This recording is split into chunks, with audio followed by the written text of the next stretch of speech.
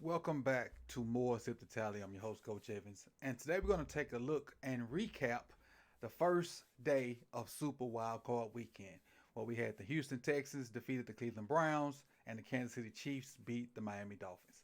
Let's first take a look at the Houston Texans beat down of the Cleveland Browns. Final score being 45 to 14. I did not see this coming. I actually predicted that the Cleveland Browns would beat the Houston Texans, and I'll tell you why. In my opinion, the Houston Texans' second best wide receiver, Tank Dell, was the guy that could really beat man coverage like consistently, and we know that Cleveland loves to play cover one.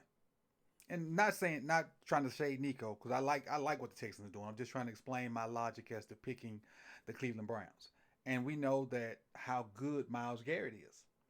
I felt like they could cover Michi, Collins, um, Brevin Jordan. I love Brevin Jordan. They hadn't been using him at all. I felt like they could cover those because they were using Schultz. I feel like they could cover those guys long enough for Miles Garrett to have an impact. And I thought that Joe Flacco was being efficient enough to keep the Texans defense at bay. I thought they were doing a good job of handing it off. I thought they were doing a decent job of play passing off the handoffs and getting Amari Cooper the ball, getting Njoku the ball, and then sprinkling the ball to other pieces of Cleveland's puzzle. What I didn't expect was Nico Collins to just obliterate man coverage the way he did. I also didn't expect Brevin Jordan to come out and do some of the things that I'm used to him doing back when he was at the University of Miami.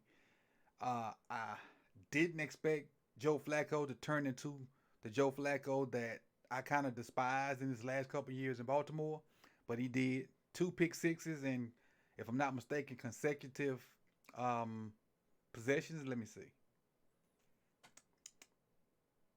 Yeah, two pick sixes in consecutive possessions that really widened that margin and kind of put that thing away that made the fourth quarter pretty much a snooze fest. I'll tell you the second half possessions for the Browns. Interception, interception, turnover on downs, turnover on downs, turnover on downs. Those are the second half possessions for the Browns. So that first interception, pick six. Second interception, pick six. And from that point on, they had to go for it on fourth down. Turnover on downs, turnover on downs, turnover on downs. CJ Stroud is for real, people. That young fella is for real. Let's take a look at his numbers real quick. C.J. Stroud, 16 for 21, 274 yards, three touchdowns, 157.2 passer rating. I think 1 point short of having a perfect passer rating. A rookie head coach, rookie quarterback, rookie edge guy that's kind of the star of the team. Now I will tell you this: I'm kind of familiar with the Texans personnel, but from a different perspective because I stopped playing Madden, but the last season I played Madden, I used the Texans in my last little connected franchise. So I kind of know the pieces they have, and I had a blast using Christian Harris as my user. And I knew what kind of speed and what, I Madden ain't real life. What I'm saying, I know about Christian Harris and how good he can be. And man, I knew about the speed. They added some pieces to it. They got a good young team, man. They got really good young team. Really good young team. And they put it together. And when they got the Browns in straight pass mode, Joe Flacco couldn't do anything because he can't move. And I've been saying the days of the standstill quarterback, them guys, their days are numbered. You're gonna see two standstill quarterbacks today, Stafford and Goff. The days of those guys, they are numbered. Defenses are too athletic. You're gonna have to be able to make throws on the run. You're gonna have to be able to make throws outside the pocket. And if you can't, unless you can pickpocket people, like not mean pickpocket, like take it out their pocket, but dink and dunk and be real quick and get the ball out and have receivers that can win immediately. Your days are numbered as a standstill pocket quarterback. You gotta be able to move. Got to. And you ain't got to be a straight runner like Lamar or Justin Fields or stuff like that. But you got to be able to move. And as far as Flacco, threw the ball 46 times. That's not a recipe for winning the game. And Joku had a great game. Both Miami Hurricane tight ends had good games, and Joku and Brevin Jordan. But Brevin Jordan really only had that one catch, but man, it was amazing. And Browns defense, man, they got after it. So shout out to D'Amico Ryans. Shout out to um, C.J. Stroud. Shout out to Will Anderson. Shout out to the city of Houston, man. Y'all moving on to the second round. Potentially maybe the Ravens right now, depending on what happens in the Steelers game, Steelers and Bills game. But shout out to you guys. That was a heck of a way to open up your career, C.J. Stroud and D'Amico Ryans as a head coach, and the playoffs.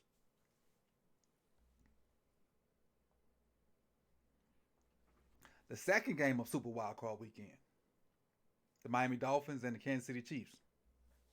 Again, I picked the Dolphins, and let me explain why. I felt like the conditions were not going to be good enough for people to throw the ball. I felt like whoever ran the ball the best would be the better team, and I felt like the Dolphins were equipped to run the ball better, especially with Mostert and A-Chain being healthy. I felt like Mike McDonald had the patience to call runs, because we know Andy Reid loved to chunk that thing around. So I felt like Andy Reid would kind of be impatient and not run the ball like he need to. And the fact that the conditions did not affect Pat Mahomes was a recipe for disaster. And I knew it. I knew my pick was wrong in the first drive.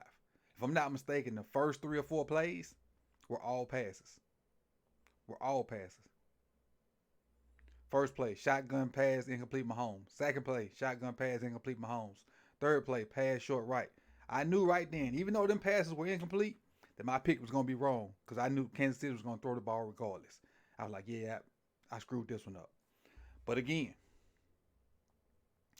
Isaiah Pacheco runs hard. They did a good job of sticking to the run, and they had a variation of runs. I saw some power. I saw some trap. I saw some outside zone. And Brent Coleman did a video about their run game recently and kind of broke down the different ways they run the ball. And their outside zone out of shotgun, which he said he didn't like, it's just a compliment. They just do it to keep you honest. They not real effective with it. But that downhill stuff that Pacheco gives you, boy, he gets it. He gets after it. He runs hard. He tries to punish people. He tries to deliver blows instead of taking them. And he's extremely, what's the word I'm looking for? His